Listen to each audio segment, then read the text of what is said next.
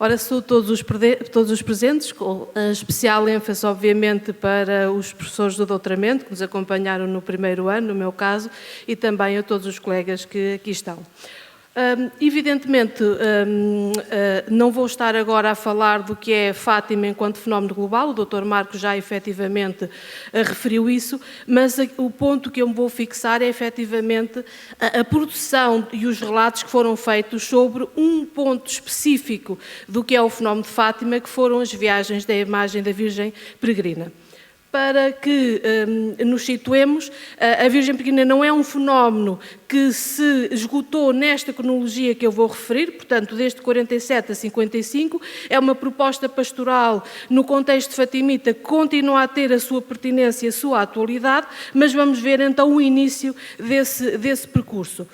Não posso deixar de explicitar de forma muito clara que estamos, obviamente, num contexto que é enquadrado no que é a vivência católica, portanto, o cristianismo, o catolicismo, e, efetivamente, esta peregrinação iniciou-se, então, em 13 de maio de 1947. Portanto, é uma imagem que sai de um centro religioso, que é o Santuário de Fátima, e que vai percorrer determinados territórios.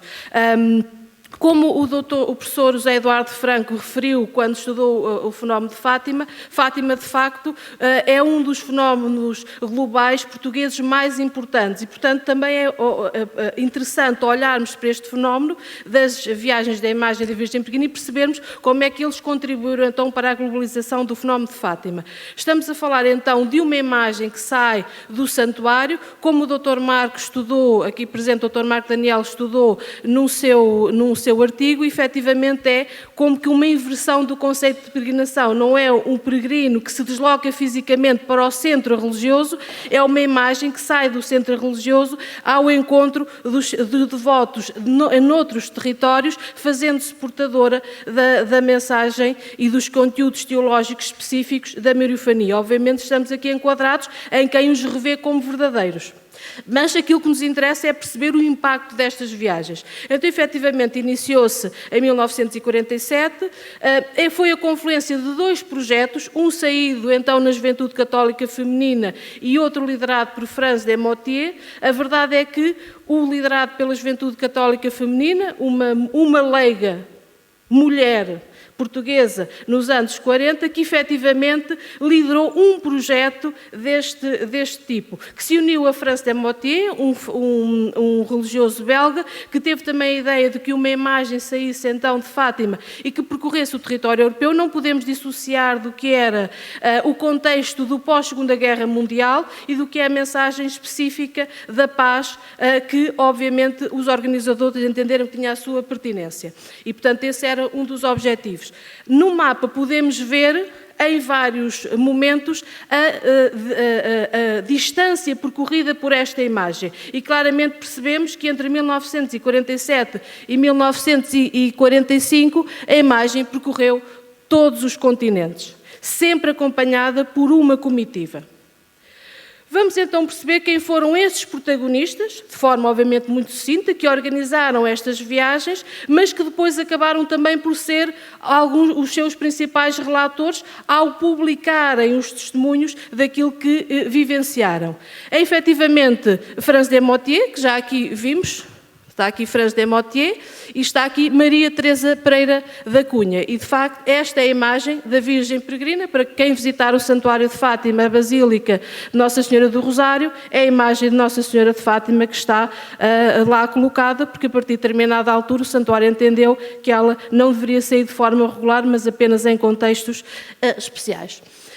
Perceber também que a comitiva não era composta apenas por estes dois elementos, temos também outros, como Manuel Marcos dos Santos, diretor da Voz da Fátima, e destaca aqui também Léon Vermier, que tinha a responsabilidade, já naquela altura, de fazer o registro audiovisual, fotográfico e também, com menos possibilidade, fazer o registro em formato vídeo, obviamente.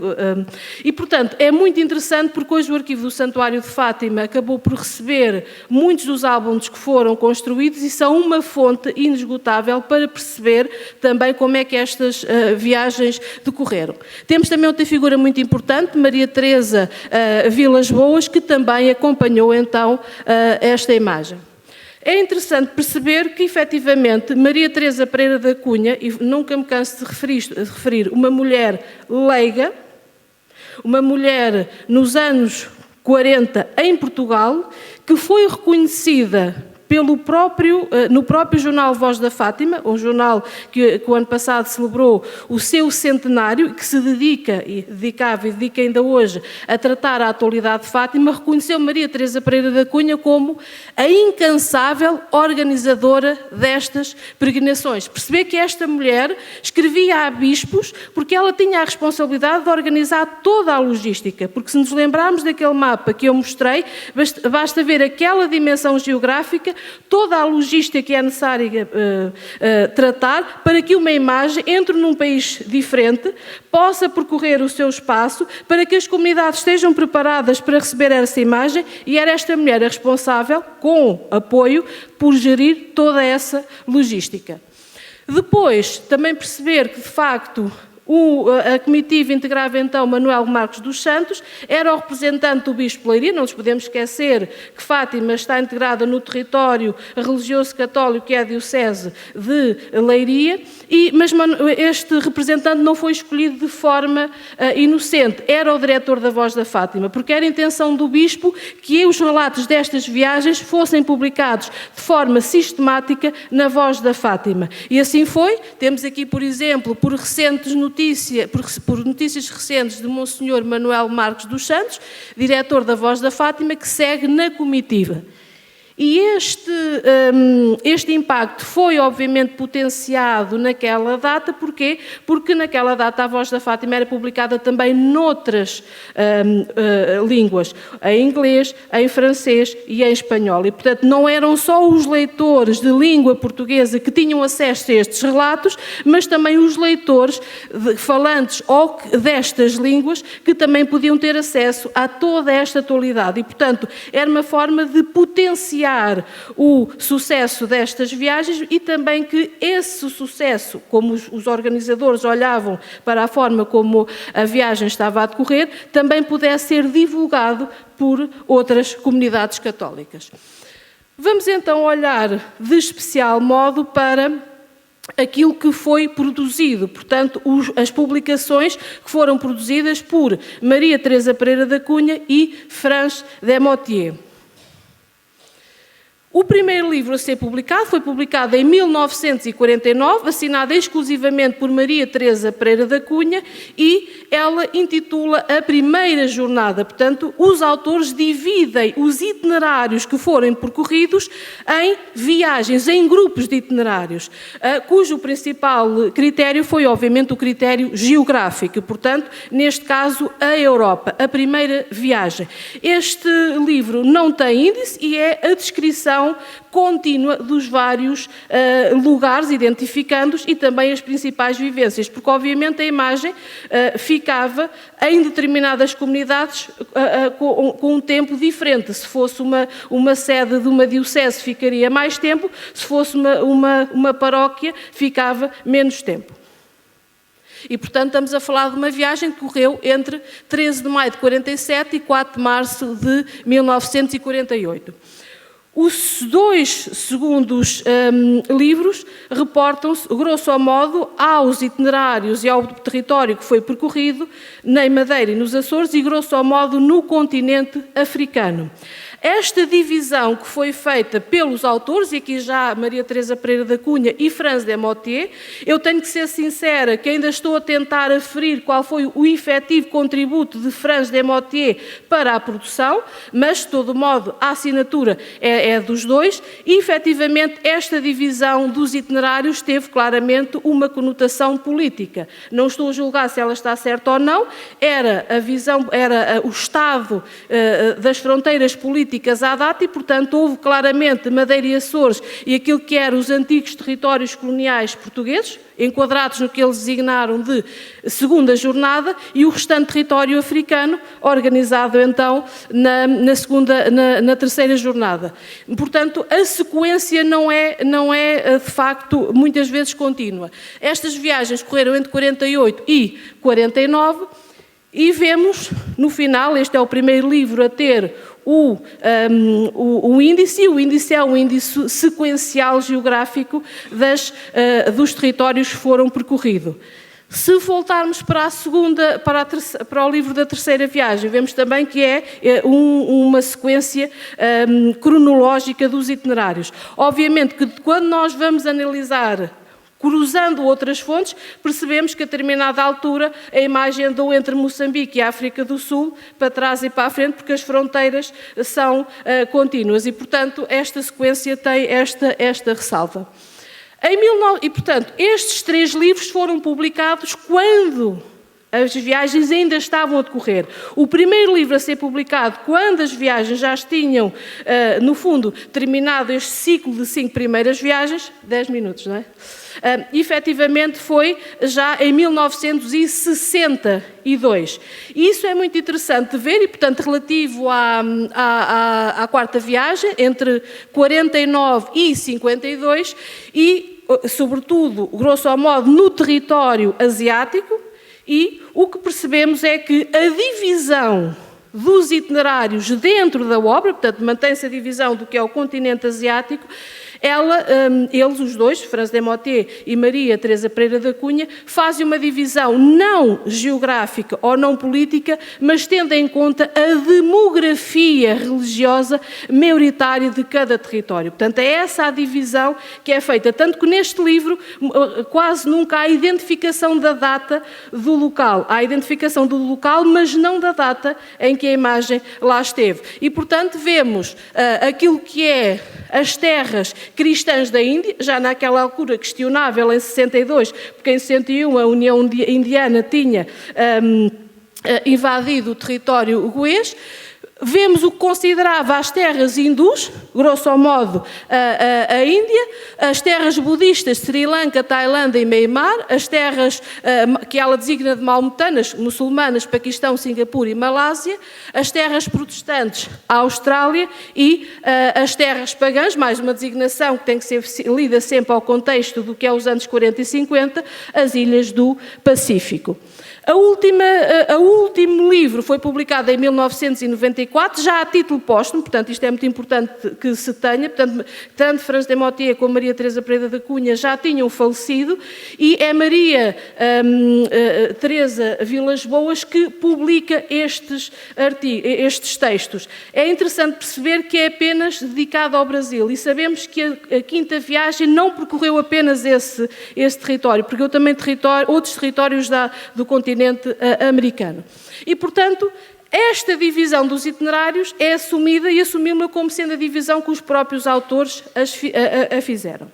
Passando agora, muito rapidamente, porque o tempo, e vemos aqui, obviamente, toda a dimensão geográfica do território percorrido.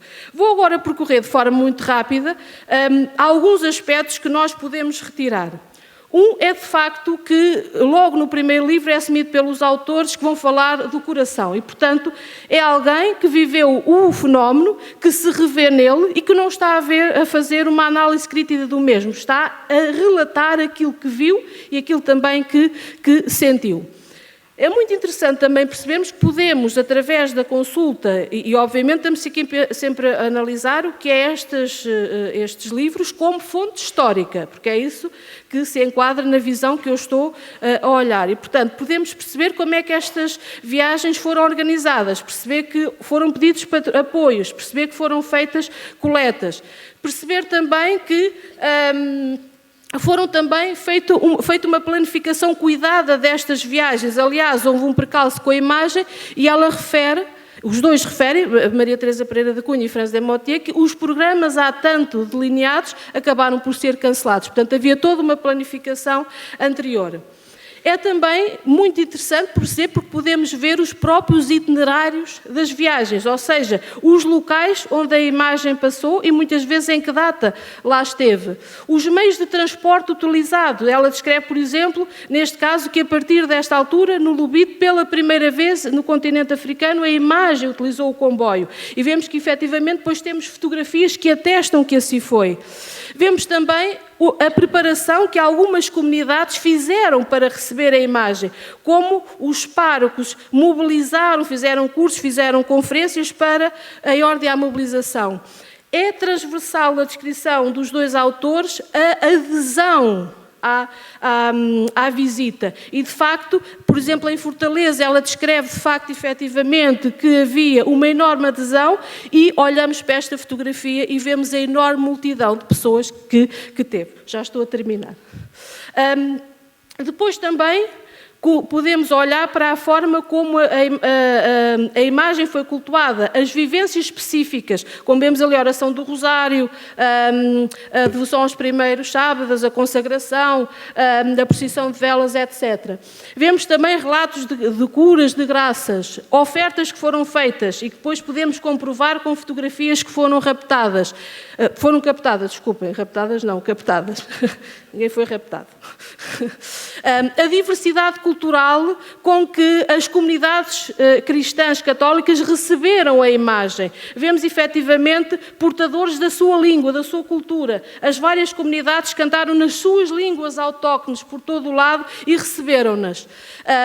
Diálogos e tensões, como hindus e muçulmanos se uniram a preparar a visita da imagem, mas também como alguns pastores se uniram contra a visita da viagem. É de destacar que as principais tensões que são relatadas por Maria Teresa Pereira da Cunha são efetivamente de setores vindo do cristianismo. Tensões sociais, por exemplo, destaque só aqui na Rodésia do Sul, o facto de terem escrito artigos contra a visita porque diziam que isso ia ser negativo, porque havia uma mistura, peço desculpa a expressão, vou citar, uma mistura indiscriminada de brancos, pretos e mestiços e era negativos.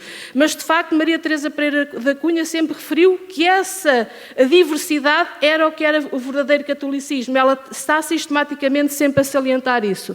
E vou para terminar só de facto os impactos também destas viagens, o facto, por exemplo, ter sido lançado uma primeira pedra no decorrer da viagem e percebermos que de facto este edifício foi construído e hoje está oculto à Virgem de Fátima, vou só aqui passar, e para terminar percebermos então que, como qualquer fonte, estas publicações têm que ser vistas criticamente, mas não deixam de ser testemunhos na primeira pessoa que permitem inúmeras pistas de investigação para quem quer perceber como é que estas viagens decorreram, qual foi o seu impacto. Muito obrigada e peço desculpa os 2 minutinhos.